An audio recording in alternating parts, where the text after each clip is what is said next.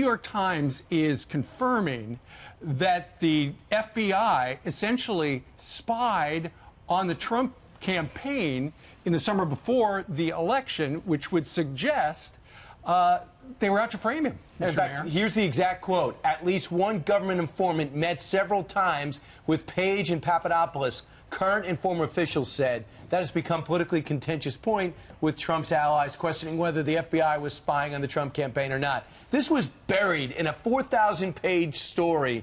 But what I just read to you, what is your stand on that? What is that? Does that change anything?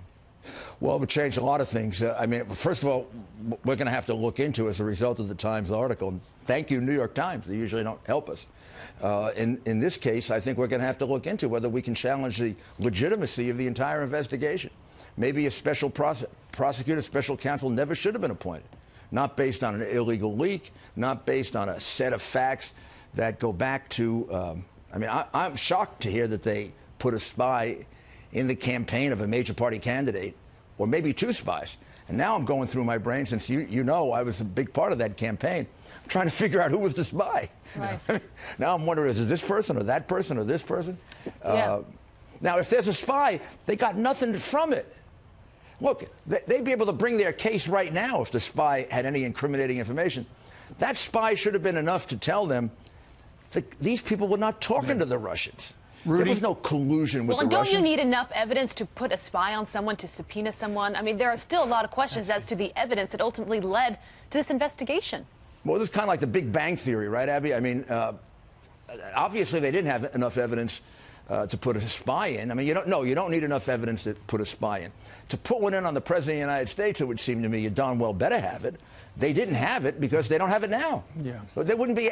Look, if they had a spy, if the spy got incriminating evidence, they'd be able to wrap this investigation up.